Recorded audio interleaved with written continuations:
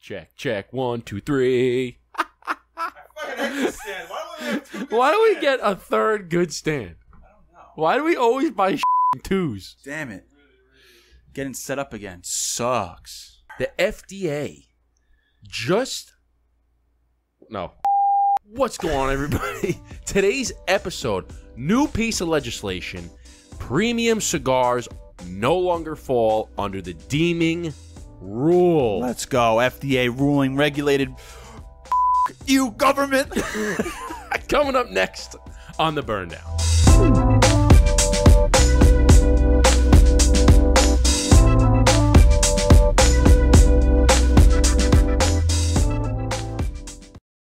What's going on, everybody? Welcome back to another episode of the Burn Down. I'm Justin, a.k.a. Dapper Cigar. This gentleman is Eric, a.k.a. Brother Cigar, a.k.a. Slick Rick, a.k.a. DJ EJ, a.k.a. your mother's favorite DJ. Damn, great introduction. Love that.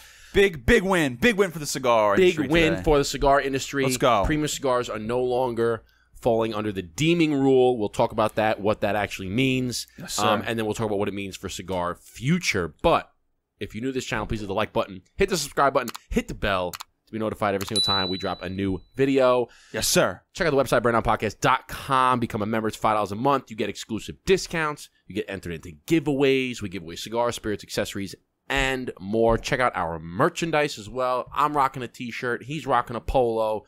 We got Polos cutters, aren't out there, lighters, ashtrays. We also have our cigar, the Blueprint. It's a beautiful thing. I'm trying to find the article. That's all. Okay, so we're actually not smoking Blueprints today. We're doing a little bit of Lancero love today. Yeah, we're doing a quick episode today because we have a guest interview in about a half hour. So we wanted to make a quick one and talk about this great piece of legislation and this great W, aka a nice big fat win for the cigar industry, because it's about time we took a W home. You know, I love it, man. We've been taking a couple L's here on the chin. I love it. I think it might be the first piece of legislation that is a big W for the cigar industry.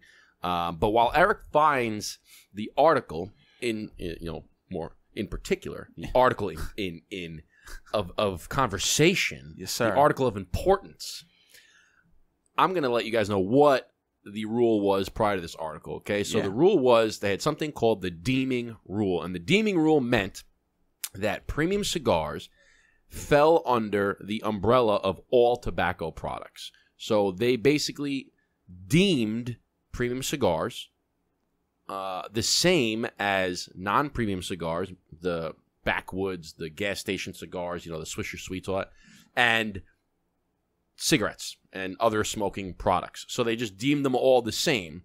So we got regulated the same as cigarettes and non-premium cigars, which we all know premium cigars are not the same as cigarettes. Okay, that's it. And one piece of interesting fact that we came to learn from Joshua Habersky is that premium cigars, so a premium cigar is hand-rolled 100% premium tobacco. They are not like pencil shaving tobacco. They are not the trimming tobacco. They are not the machine-made tobaccos. These are 100% premium hand-rolled cigars, okay, 100% tobacco. Those only account for less than 0.5% of all the tobacco sales in the country, okay? So 99.5% over that of tobacco sales do not come from premium cigars. No, sir. So why did it take so long for them to say, oh, maybe premium cigars are not the same as the rest of them? I mean, the smart judge of this piece of legislation, took a look at the evidence and was like, yo, there's plenty of evidence backing what the cigar industry is saying, and you took none of this in consideration. Mm-hmm. You kind of just did your own thing because you think you have all this power, and you didn't take one piece of any of documents, studies, nothing that they brought to the table seriously, and I'm going to rule against you. So I was looking for the particular article because our boy Matthias Klock, who has his own website, Find Tobacco NYC, wrote a good article about it. So it's, as we've been saying, the federal court rules in favor of premium cigars exempts them from FDA regulation. And we've talked about this judge before, Judge Mehta. Judge Mehta.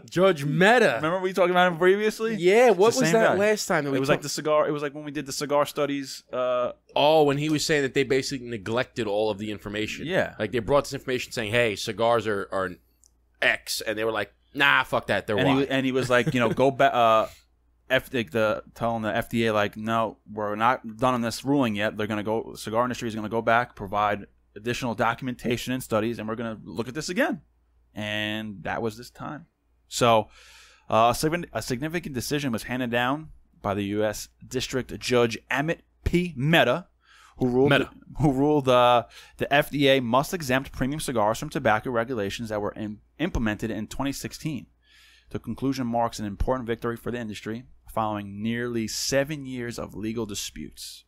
So in 2016, they said that deeming rule came about in 2016? Yeah, so the challenge was led and funded by Cigar Rights of America. Shout out to the CRA. Wow. Which argued against the inclusion of premium cigars in the FDA's 2016 deeming rule.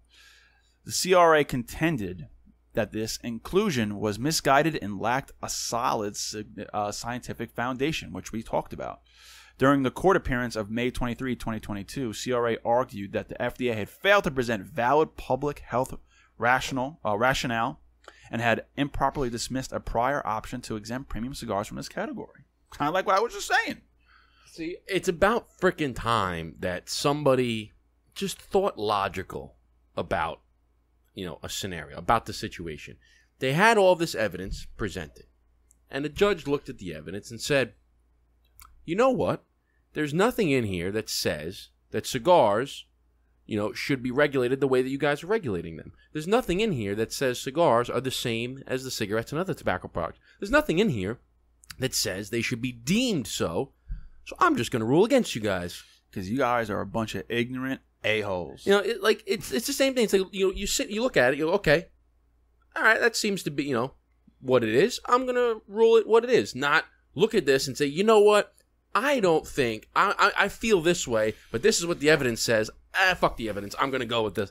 You know what I'm saying? It's been a long time coming, man. Yeah, he just thought logical about it. We did enough episodes, we did enough talking points about why cigars, and we've had enough people on this saying why cigars are not the same as anything else.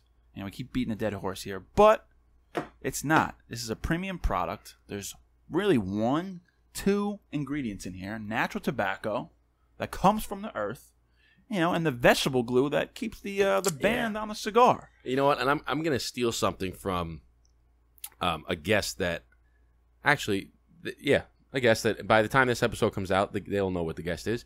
I'm going to steal something from our Michael Herklotz interview, right? So Michael Herklotz had said, there's so many, and I'm paraphrasing, of course, but he said there's so many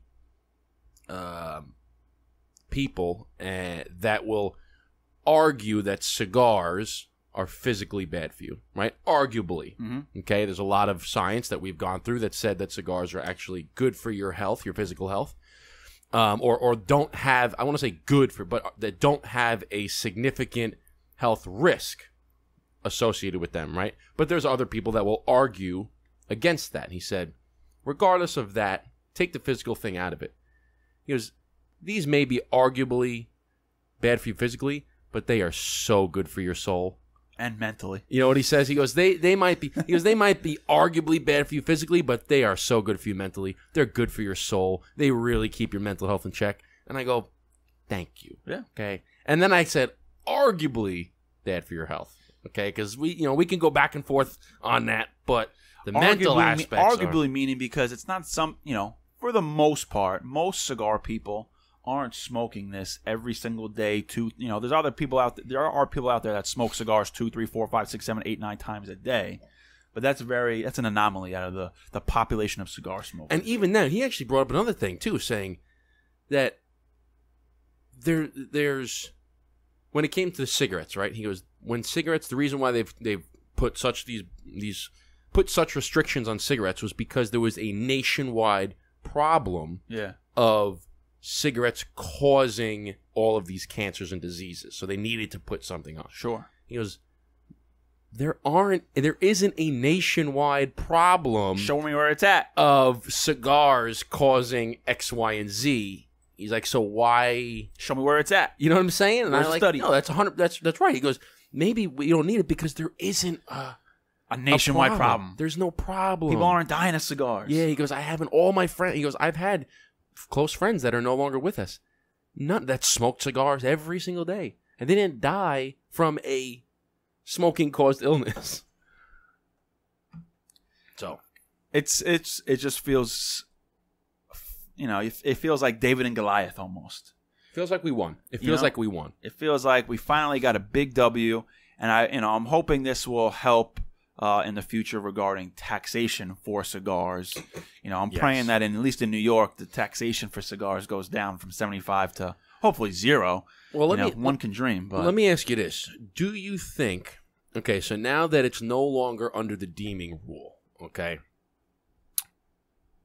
do you think that they're just going to come out and say, all right, well, you said that now we have to come up with our own definition of premium cigars, and we're just going to call premium cigars exactly what we had before. They're just no longer under the deeming rule.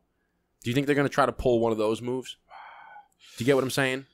Like, let's say before, okay, the deeming rule, it's a smoking product that contains tobacco and nicotine. Yeah. Okay, and now they said, no, you can no longer deem that.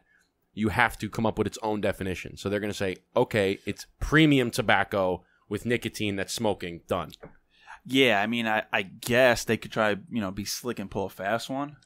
Do you think Meta's going to let that slide? But I don't know if Meta's going to let that slide. I think the cigar industry, the Cigar Rights of America, they have a lot of momentum right now with a lot of good studies and cases for premium cigars. So I think and I don't think the FDA even, if I remember correctly from talking to Michael, he was saying the FDA didn't even want tobacco. That was what the that's what the ATF is for. Yes. ATF kind of just passed tobacco on to the FDA, and they're like, fuck it, we don't want to deal with this headache. Just fucking that's why I threw it in generalize everything and call it a day. Who gives a fuck? That's not the case. Who gives a flying fuck? So I would like to think if the FDA wants to put this to bed, wants to stop with the headaches, because cigarettes aren't going anywhere. Cigarettes are cigarettes. There's always going to be restrictions and age limits and terrible things that happen to you, and that's what they can do with that.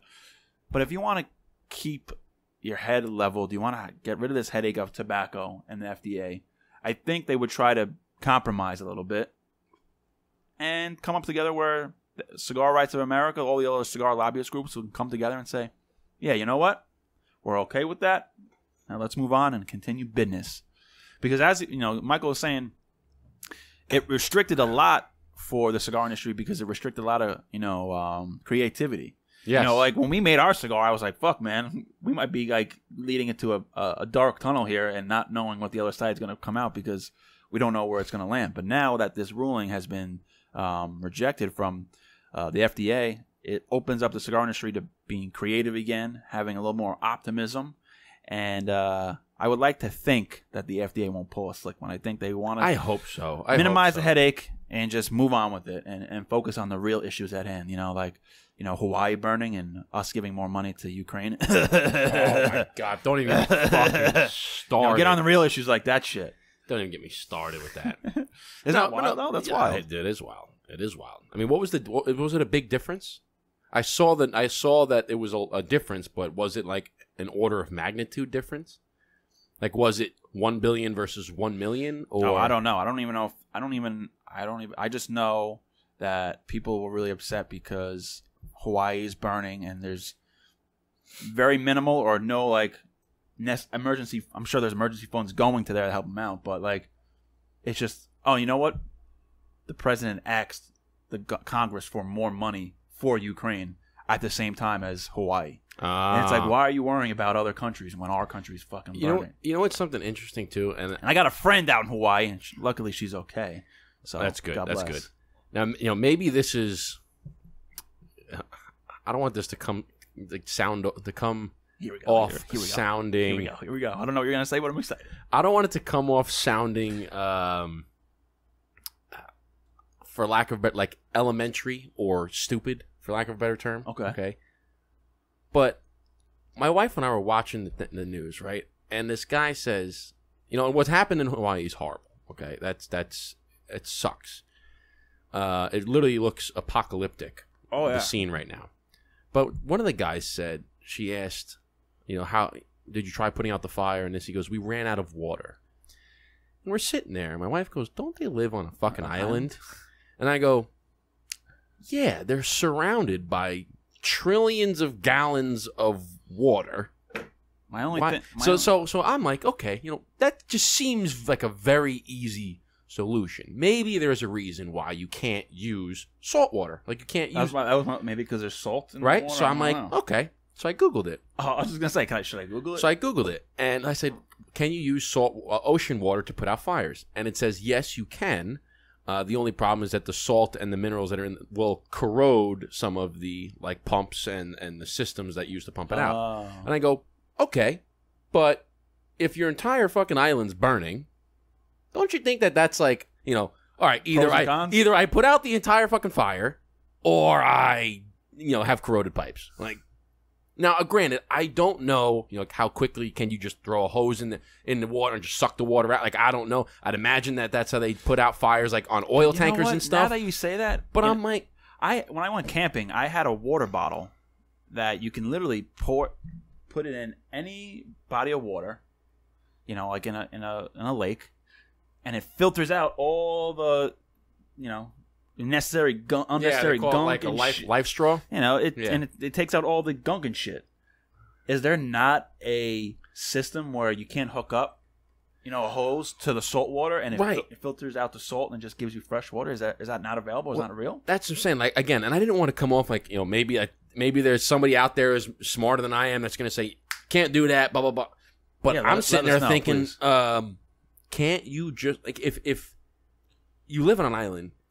We're in the 21st century. There's got to be some system where there's a fucking hose sucking out the water from like a pipe that goes way out in the ocean, can suck the water, and then I bet you this. I guarantee you, when this is all said and done, there will be a new system. Like why? Because I imagine that's how they put out fires on oil tankers. They don't use fresh water. They pump water in from the ocean and fucking right. Yeah, that's a good point. So why couldn't they? Something that we don't know. They said we ran out of water. What does that mean that you ran out of water? Yeah, that's a great question. Hopefully someone can give us an answer. You ran out of water. And I want to know how it started, because they're still like, we don't know how it started. I love Hawaii. I've been there twice. There was an electrical line that fell down or something, and the guys were saying, you got to turn the electric off, and the power company didn't turn the electric off. Good job. But like, how does something like that start? Imagine like you were getting married and book your honeymoon to fucking Hawaii. And isn't Hawaii like a very lush and humid and not like a wildfire in the middle of the dry desert somewhere in the middle of California where it's a drought? Isn't Hawaii, don't they get like tons of rain and shit? I think so. I mean, it rained a lot when I was there. So how does that start? I don't know. I don't know. And please tell me if you know the answer to this. I'm just asking. Help me. I'm asking questions. Yeah. How did it start? Because isn't it like super humid and wet and rainy and not dry? And why can't you use salt water why can't you pump that shit out there? And I guess we will only find out in a matter of time. Yeah, I don't know. I don't know. I don't know. It's like, I feel like that's a very straightforward, logical question. Well, Hawaii's burning. The FDA loses. Cigar industry's winning. That's what it is.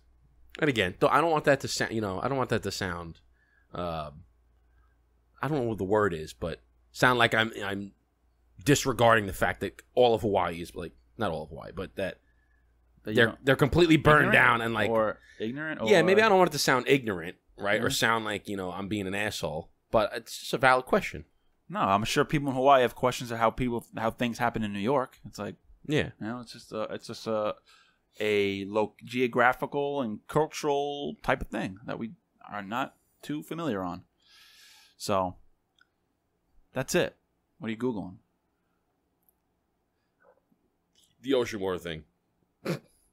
Yes, salt water can be used to put out wildfires. However, salt water can harm plant life. Some species are sensitive to salinity levels. Thus, using salt water may not be a wise first choice in firefighting method. First choice. But desperate times call for desperate measures? That's what I'm saying. Okay. Maybe I should ask my friend. I don't know. Anyway. I don't know. Sounds kind of cool. So that's going to do it today. This is probably the quickest episode. We just want to get on here, talk about the FDA real quick. 20 minutes. Taking the big L. The cigar industry getting the big W. Yeah, big F for the FDA. Yeah. Big W for the PCA. Hey. Let's go. Kind of. Sort of. If you like this episode, hit that like button, hit the subscribe button, hit the bell. Be sure to check out our website, burnoutpodcast.com. Become a member. Check out the merch. That's going to do it for us. We hope you enjoyed that. Like my shirt says, cheers, chin chin, salute, my friends. Thanks, boys and girls.